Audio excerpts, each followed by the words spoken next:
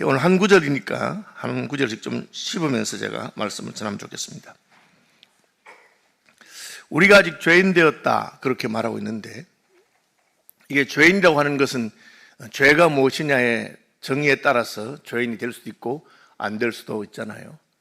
요즘은 참 한국 사람들도 시간을 잘 지키고 약속을 잘 지키는데, 우리가 선교지나 이런 데 가보면 시간을 안 지키고 또 거짓말하는 사람도 있고, 그렇게 해서 굉장히 선교사님들이 속이 터지고 답답해하는 것을 볼 수가 있습니다.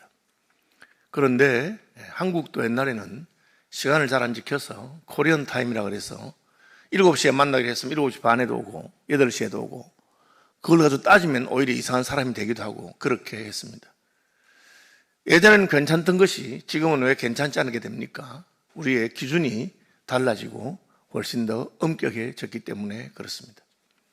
죄를 생각할 때 제일 문제가 되는 것은 뭐냐면, 사람마다 자기 마음에 기준을 가지고 있다고 하는 것입니다. 사람이 가지고 있는 죄의 기준은 무엇입니까? 제 발바닥입니다. 나보다 밑에 있는 놈은 다 죄인입니다. 나부터는 괜찮습니다. 내가 기준이기 때문에 내가 무슨 거짓말하거나 실수를 하면 사람이 그럴 수도 있지 그렇게 생각하고, 다른 사람이 그렇게 하면 인간이 어떻게 그럴 수가 있나 그렇게 생각합니다. 죄에 있어서 중요한 기준이라는 것을 여러분들 기억해야 됩니다. 그리고 이 기준은 내가 정하는 것이 아닙니다. 집이 너무 더러워서 청소를 제대로 시키려고 청소 용역업체에 청소 좀 잘하는 사람들을 보내달라고 그렇게 부탁을 해서 돈도 많이 주고 청소를 시켰습니다. 그럼 집에 오니까 전혀 청소가 안 돼 있는 겁니다. 창틀에는 먼지가 그대로 있고 유리창 닦지 않게 그랬습니다. 그래서 제가, 아니 청소를 왜 이렇게 하셨어요?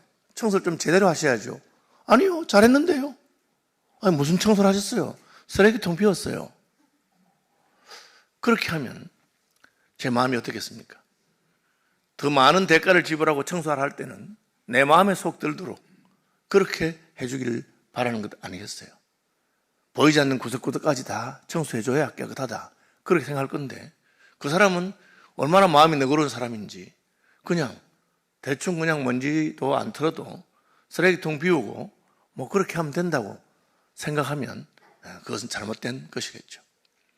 죄를 생각할 때 죄의 기준은 저나 여러분이 아니고 하나님인 것을 기억해야 됩니다. 제가 캠퍼스에서 전도할 때 전도 폭발에 있는 죄에 대한 설명을 가지고 전도를 했습니다.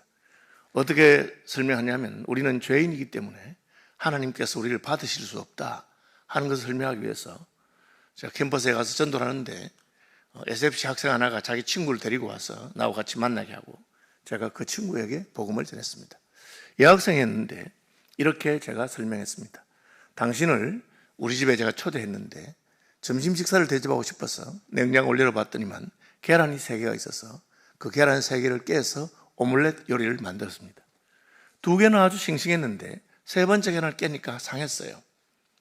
상해서 버려야 되는데 제 마음에 2개가 싱싱하니까 3분의 2나 싱싱한데 하고는 3개를 잘 섞어서 오믈렛 요리를 만들어서 대접하면 자매는 그것을 먹겠습니까? 제가 이렇게 물어봤습니다.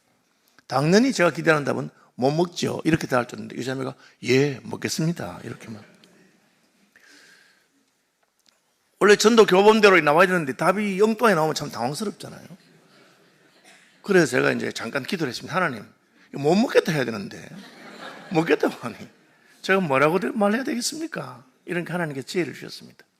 그 자매가 왜 먹겠다고 했을까? 내가 말한 의도를 안 거예요.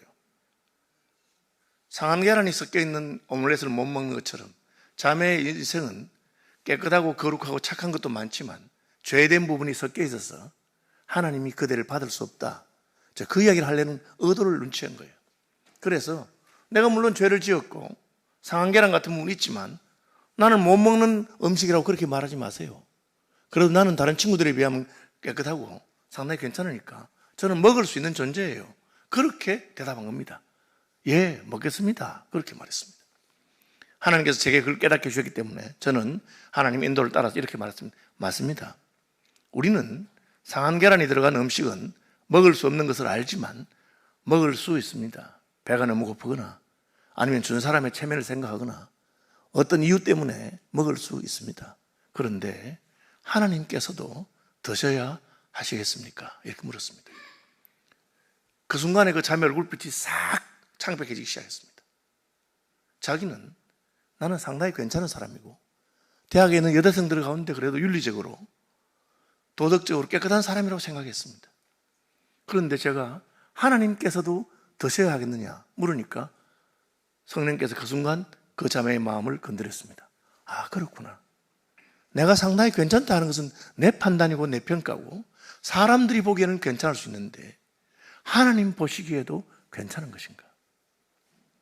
하나님께서 나를 죄인이 아니라고 하실 것인가? 그걸 깨닫는 순간에 그 자매는 자기의 죄인인 것을 인정하게 되었습니다. 그 다음에는 일사천리로 복음을 전하는 대로 죄를 용서하실 수 있는 하나님의 은혜를 영접하고 예수를 믿도록 그렇게 결심했던 기억이 납니다. 우리가 아직 죄인 되었을 때에 죄인이 무엇입니까? 하나님의 기준에 미달했다고 하는 것입니다. 이걸 모르면 아니 하나님이 고작 선악과 과일 하나 따먹었다고 그런 식으로 말씀하시는 것은 좀 심한 것이 아닌가. 어떤 분들은 선악과를 사과를 하기 때문에 그죠? 사과 하나 가지고 뭐 그렇게 하실 수 있느냐 그런 식으로 말합니다. 무엇입니까? 죄의 기준이 자기에게 있는 것입니다. 죄의 기준은 우리에게 있는 것이 아니고 하나님의 기준에 있습니다. 그래서 죄를 범하면 하나님의 영광에 이르지 못한다. 모든 사람이 죄를 범하였음에 하나님의 영광에 이르지 못한다. 하나님께서 왜 죄를 문제 삼으시느냐? 죄 지은 자는 하나님의 기준에 합하지 않기 때문에 하나님이 주시는 영광스러운 삶을 누리지 못한다는 것입니다. 아니 왜 선악과 따먹은 가지고 그래요? 그러니까 하나님께서 하나님이 주었던 에덴에서 쫓아내는 것입니다. 하나님이 정한 기준을 지키지 않았기 때문에 하나님이 주신 것을 빼앗아가는 것입니다. 여러분 그걸 알아야 됩니다. 난 하나님하고 상관없고 하나님 주는 천국도 필요 없고 구원도 필요 없고 그러면 죄 짓고 마음대로 살아도 괜찮습니다. 그러나 하나님이 주시는 구원을 얻기를 원하고 하나님이 주시는 영광을 누리기를 원한다면 하나님의 기준에 합해야 하는 것입니다. 모든 사람이 죄를 범했다. 우리가 아직 죄인 되었다 하는 것은 우리가 하나님의 기준에 이르지 못한다는 것입니다. 여러분 그것을 깨닫는 것이 은혜인 것을 아시기를 바랍니다. 이것이 하나님의 기준이기 때문에 하나님을 만난 사람은 자기가 죄인인 것을 알게 됩니다. 이사야 선지자가 성전에서 높이 들린 보좌에 앉으신 하나님을 만나는 순간에 오라 죽었구나 화로다 나여 망하게 되었구나. 나는 입술이 부정한 자요 입술이 부정한 사람들 가운데 있으면서 만군의 왕이신 여호와 하나님을 배웠구나. 하나님을 만나면 우리는 부끄러워지고 하나님을 만나면 우리가 죄인인 것을 깨닫게 됩니다. 우리가 죄인인 것을 깨닫는 것은 하나님의 은혜입니다. 하나님의 거룩하심을 보았다는 것이죠. 우리가 아직 죄인 되었을 때에 어떻게 하십니까? 그리스도는 누구냐? 하나님께서 기름 부으신 자란 뜻입니다. 그리스도라고 하는 말은 메사야, 메시아를 번역한 말인데 메시아는 하나님이 기름 부었다는 뜻입니다. 하나님이 기름 부은 존재는 왕이요, 선지자요, 제사장입니다. 왜? 하나님께서 직분을 주신 것입니다. 하나님께서 이 세상을 통치할 때 하나님의 나라가 이 땅에 임하게 할 때 문제가 무엇입니까? 왕이신 하나님은 전혀 문제가 없습니다. 그분의 능력이나 권세나 영광에는 아무런 문제가 없습니다. 그런데 문제는 무엇입니까? 땅도 아무 문제가 없습니다. 가나안 복지는 하나님께서 언제든지 주시면 됩니다. 이 천지와 만물과 우주를 다 하나님이 창조하셨기 때문에 얼마든지 하나님이 주실 수 있습니다. 요즘 지구가 오염이 되고 환경 파괴 심해서 문제가 많다고 주장하는 분이 있는데 하나님이 지구 하나쯤 더 만드는 것은 아무런 문제가 아닙니다. 땅은 전혀 문제가 되지 않습니다. 문제는 뭡니까? 사람입니다. 하나님 나라의 백성이 죄가 많기 때문에 하나님과 함께 있을 수가 없습니다. 노홍수를 심판하시기 전에 땅에 죄악이 관영하기 때문에 하나님께서 더 이상 사람과 함께 있을 수 없게 되었다고 그렇게 성경은 말하고 있습니다. 그래서 하나님께서는 인생의 죄 문제를 해결하기 위해서 메시아를 보내신 것입니다. 아니, 하나님이 그냥 메시아 보내지 말고 용서해 주지. 그냥 뭐 사면이란 게 사면. 그냥 사면해 주면 되지. 왜 굳이 예수님을 보내서 우리 죄를 사하셔야 했느냐. 혹 그런 의문을 가지는 분이 있을지 모르겠습니다. 여러분, 하나님은 전능하시기 때문에 능력에는 제한이 없습니다. 그러나 능력에 제한이 없다고 해서 하나님이 모든 것을 혹은 무엇이든지 다 하실 수 있는 것은 아닙니다. 여러분, 그걸 잘 아셔야 됩니다. 하나님이 하실 수 없는 것이 성경에도 나와 있고, 우리가 신학을 제대로 공부해서 성경 전체를 보면 하나님이 못 하시는 것이 있다는 걸 알아야 됩니다. 성경에 하나님이 할 수 없는 것, 히브리서에 2가지 나와 있습니다. 이는 하나님이 거짓말 하실 수 없는 것, 하나님이 맹세한 것을 안 지킬 수 없는 것, 이 2가지 변치 못할 사실을 인하여 우리의 구원은 영혼의 닭과 같아서 휘장 가운데로 들어간다, 그렇게 했습니다. 성경 전체를 보면 하나님이 할 수 없는 게 뭡니까? 하나님은 자신의 성품에 모순되는 행동을 할 수가 없습니다. 하나님 뭐든지 할 수 있지요. 그래. 그럼 하나님 오늘부터 하나님 하지 마세요. 그거 안 됩니다, 여러분. 예수님은 하나님으로서 사람이 되실 수는 있었지만 사람이 되었다고 해서 더 이상 하나님이 안 되실 수 없었습니다. 그래서 예수님은 사람이 되셨음에도 불구하고 여전히 하나님이십니다. 그것은 신비한 것이기 때문에 우리는 신인 양성, 하나님이시면서 동시에 사람이신 하나님의 신비라고 말하고 있습니다. 하나님은 죄를 지으실 수가 없습니다. 그것이 하나님의 성품과 관련되어 있습니다. 하나님은 공의로우신 분이기 때문에 불공정하게 뭘 할 수가 없습니다. 이를테면 구원하는 데 있어서 난 오늘부터 머리카락이 3가락 밑으로만 남은 사람만 구원하겠다. 쉽게 말하면 대머리만 구원하시겠다는 뜻이죠. 그렇게 하실 수 없습니다. 그것은 하나님의 성품과도 맞지 아니하고 하나님의 공의나 율법과 맞지 않기 때문에 그렇습니다. 하나님이 마음대로 모든 것을 하시는 것도 아닙니다. 하나님은 자신의 하나님 되심과 그분의 성품에 맞게 합니다. 그래서 하나님은 죄인을 구원하실 때 그냥 끝, 오늘부터 공짜로 그냥 구원하겠다, 그렇게 할 수가 없습니다. 왜? 죄의 삭은 사망이라고 분명히 선언하셨기 때문에 그렇습니다. 죄를 지은 자는 하나님에게 버림받는다고 성경에 선포하셨기 때문에 그렇습니다. 하나님이 아담과 하와를 사랑하지 않으셨습니까? 여전히 사랑하셨습니다. 죄를 지어도 여전히 사랑하셨습니다. 그러나 에덴 동산에서 쫓아낼 수밖에 없었습니다. 그것은 하나님이 통치하는 곳이기 때문입니다. 하신 일은 무엇입니까? 양을 잡아서 가죽옷을 입혀 주신 것입니다. 여러분, 이걸 알아야 됩니다. 왜 하나님께서 예수님을 보내셨습니까? 예수님을 보내지 아니하고 우리의 죄값을 대신 지불하지 않고는 우리의 죄를 그냥 사면할 수 없었기 때문입니다. 십자가에서 우리가 깨닫는 것은 무엇입니까? 하나님의 아들이라고 해도 죄를 지은 존재는 하나님께 버림받는다. 엘리 엘리 라마 사박다니, 나의 하나님 어찌하여 나를 버리셨나이까. 예수님이 하나님께 버림받을 짓을 이만큼도 하지 않았습니다. 그러나 그럼에도 불구하고 예수님은 우리를 대신해서, 죄인을 대신해서 이 땅에 오셨기 때문에 십자가에서 하나님께 버림을 받았습니다. 제가 그 첫날 새벽 기도 때인가요? 말씀한 거 기억나시는지 모르겠습니다. 어쨌든 하나님은 예수님이 너 무슨 죄를 지었는지, 무슨 말해도 대답 안 하십니다. 죄를 지은 적이 없기 때문에. 딱 물어봅니다. 내가 찬송받으실 자의 아들이냐? 내가 그렇다. 그렇게 말씀하셨습니다. 내가 유대인의 왕 메시아냐? 내가 그다. 그렇게 말했습니다. 예수님은 죄가 없으신 분입니다. 그래서 벌을 받을 수가 없습니다. 그러나 우리의 죄를 대신 지었을 때는 그는 버림받아야 했습니다. 하나님이 아무리 사랑해도 죄를 그냥 둘 수 없다는 것을 여러분 아셔야 됩니다.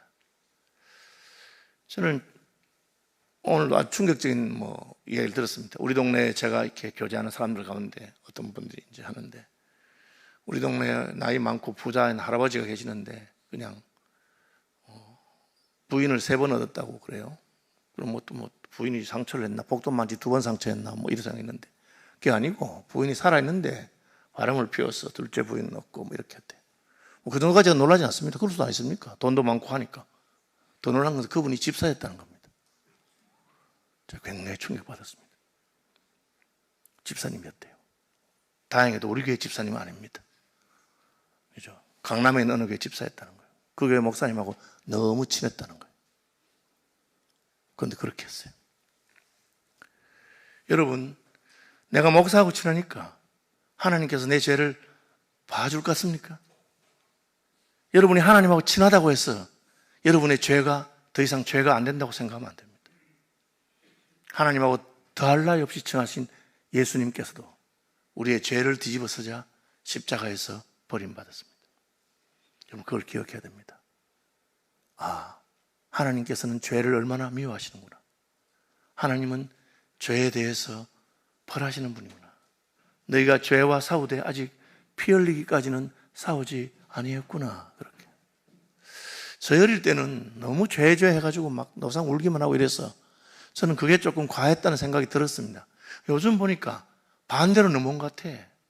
요즘 사람들은 죄를 너무 심드렁하게 생각하고, 내가 그래도 집사하고 장로인데 뭐 하나님 봐주겠지. 내가 모태신앙인데 뭐 그 정도에 하나님 그냥 넘어 안 가겠나, 그렇게 생각하시는 것 같아요. 여러분, 예수님이 십자가에 달리셨다는 것은 그가 아들이라도 하나님이 이는 내 사랑하는 자라, 내 기뻐하는 자라 하셨어도 그분에게 죄가 뒤집어지자 하나님은 그를 외면하십니다. 죄 있는 자는 천국에서 있을 곳이 없다는 것을 여러분 알아야 됩니다. 이것은 여러분 아주 두려운 말씀입니다.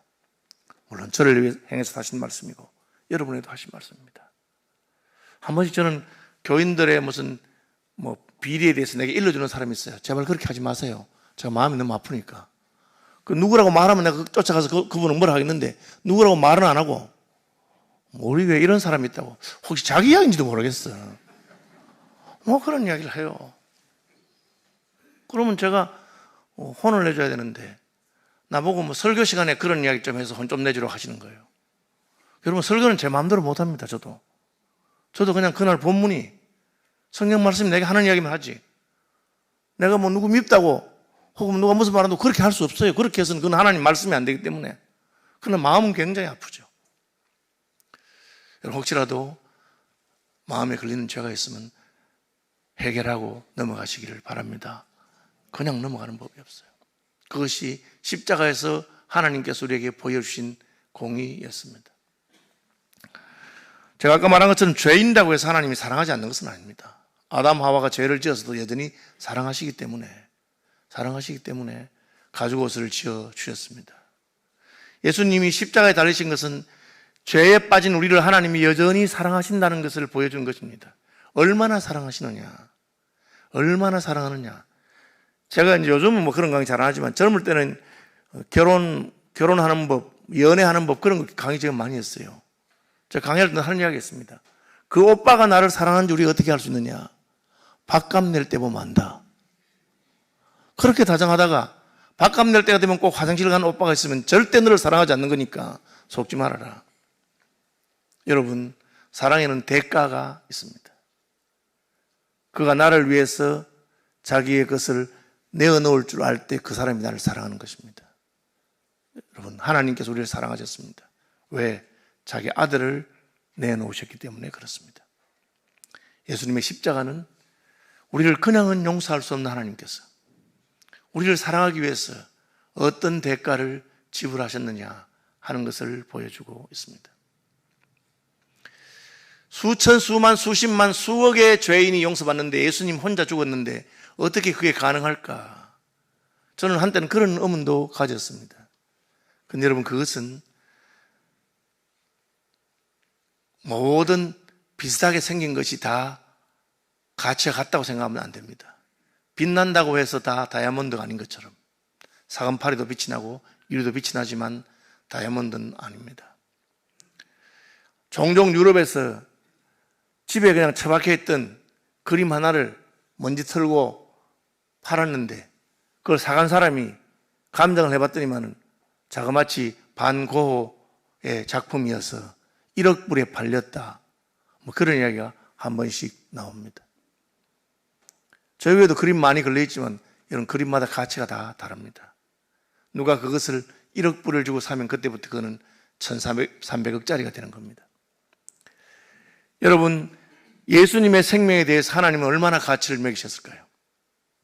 하나님께서는 죄인들의 모든 목숨을 예수님의 목숨과 바꾸어도 아깝지 않다고 생각하시는, 그것이 하나님께서 매기신 가치였습니다. 극히 귀한 진주 하나를 발견한 진주 장사가 자기의 모든 것을 다 팔아서 그 진주와 바꾸었다, 그렇게 말하고 있습니다. 하나님께서는 아들 예수 그리스도의 목숨값이라면 어떤 죄인도 용서받도록 한 것입니다. 우리가 우리의 목숨으로 다른 죄인을 구할 수 없습니다. 왜? 내 목숨은 이미 내 죄값으로 하나님께 지불해야 되었기 때문에 그렇습니다. 그렇게 할 수 있다면 어차피 사형당할 죄인 하나가 전 세계의 모든 사형수를 대신해서 내가 죽겠다, 뭐 말도 안 되지만 그런다고 해서 되는 것도 아닙니다. 우리는 다른 사람의 죄를 뒤집어 쓸 수 있는 의로움이 없습니다. 하나님이 인정하지도 않으시고요. 그런데 예수님은 인정하십니다. 왜? 너무 사랑하시는 아들이었기 때문에 그렇습니다. 죄 없으신 거룩한 분이셨기 때문에 그렇습니다. 하나님의 말씀에 온전히 순종하신 분이셨기 때문에 그렇습니다. 그는 의로우신 자로서 불의한 자를 대신하셨기 때문에 예수님의 죽음에 대해서 하나님께서는 모든 죄인들이 회개하고 예수님을 영접하면 예수님의 몸값으로 그들의 죄를 다 사하실 것을 하나님이 선포하신 것입니다. 우리가 아직 죄인이었을 때에 하나님은 여전히 우리를 사랑하셔서 우리가 당해야 될 형벌을 사랑하는 아들 예수님에게 씌우셨다고 바울은 로마서에서 선언하고 있습니다. 얼마나 놀라운 사랑입니까? 우리는 순환주간 성금요일에 우리의 죄가 그토록 하나님의 마음을 상하게 하고 아들이라도 십자가에 죽을 수밖에 없었고 아들이라도 하나님께 버림받을 수밖에 없었구나 하는 것을 마음에 새기시길 바랍니다. 죄가 그냥 저절로 해결되는 것이 절대 아닙니다. 여러분, 잘못한 것 있으면 회개하시기 바랍니다. 잘못한 것 있으면 돌이키고 예수님께 나아가서 감사하시고 주님께 우리의 죄를 맡길 수 있는 것이 얼마나 놀라운 복인가를 기억하시기를 바랍니다. 우리가 죄인임에도 불구하고 하나님이 여전히 우리를 사랑하고 계신다는 것이 우리의 소망이 되고, 우리가 죄인이기 때문에 인자가 온 것은 의인을 구하려 함이 아니라 죄인을 구하려 함이라고 하신 그 예수님의 사랑과 은혜가 우리에게 얼마나 감사한 것인지를 여러분 기억하시기를 바랍니다. 우리가 성찬에 참여할 수 있는 것은 우리의 죄를 예수께서 대신 가져가시겠다고 하는 그 선언을 우리가 믿음으로 받았다는 것을 말합니다. 우리는 죄인이지만 예수님으로 말미암아 의롭게 되었고 죄인이지만 하나님의 가족이 되었습니다.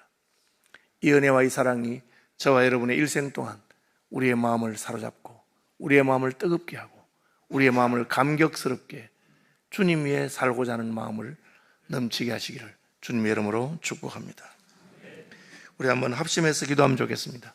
주님,